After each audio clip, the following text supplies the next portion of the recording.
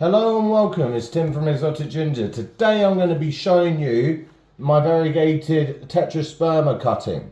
So as you can see, it's a lime green variegation and it's very nice. It's a very nice cutting.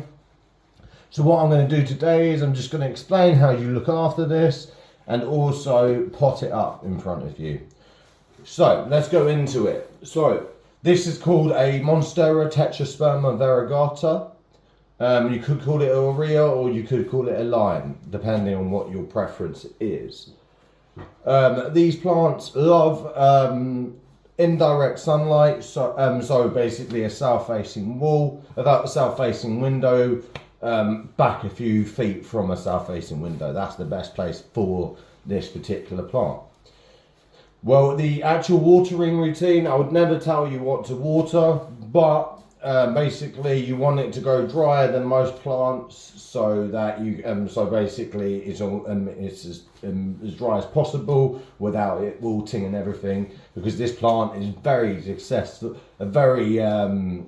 susceptible to root rot and stuff like that, and so you don't want that, obviously. As a monstera family, it's a very hardy plant. It can withstand a bit of cold damage, but it does drop its leaves in cold damage weather. So it's quite a nice plant. It's quite a easy plant to grow. Cutting wise, I would always grow it in moss all the time. And yeah, so let's get to it. Let's go and let's start potting it up.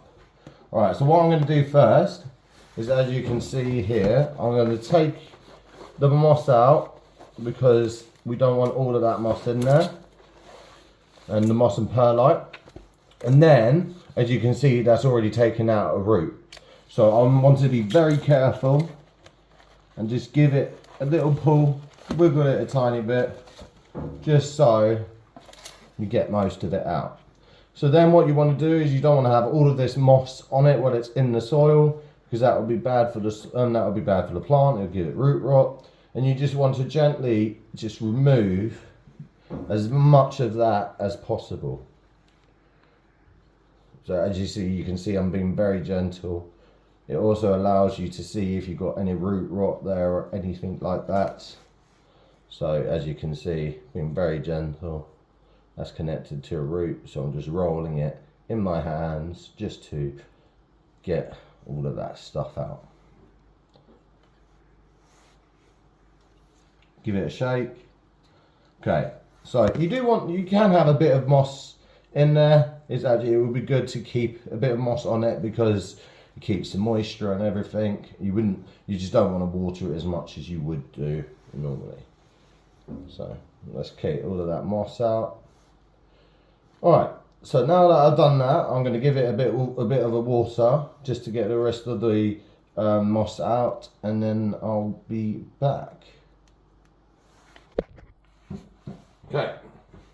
So as you can see, I've cleaned off most of the roots as much as I can, as you can see there. So now what I'm going to do is I'm going to get a bit of the moss that it was growing in, a bit of the perlite as well. And then what I'm going to do is I'm going to just mix that in with a bit of the soil, just to give it a bit of moisture and to make sure that it grows nicely. Then what I'll do is I'll get my fingers like that, make a little hole, and then put it in like so. So what you want to make sure you want to do is you don't want to bury this part, so where the growth comes from, the node basically. That you don't want to bury the node, because you will lose that node basically, and then it might not even grow past that point. So you just want to keep on filling it up with the soil. I'll go into the soil. Sorry, I've just remembered. I'll go into the soil in a minute. What the soil's got in it, and then I'll just top it with a nice bit of moss, just so it's nice and firm and it stays nice and well protected. Okay. Then I'll give that a water, and that is how you pot a nice variegated tetrasperma. Give it a nice little tap just to fill all of the holes and everything like that. And then you want to give it a water and all of that, and then there we go, it's all the nice stuff. So as you can see, I've now potted it, put a bit of moss around it, then I'm just going to water it. So let's go into the soil bit. So the soil has a mixture of perlite, leca, worm castings, cococoya, and orchid bark. That is the best. That is, in my opinion, that is the best mix that you can get.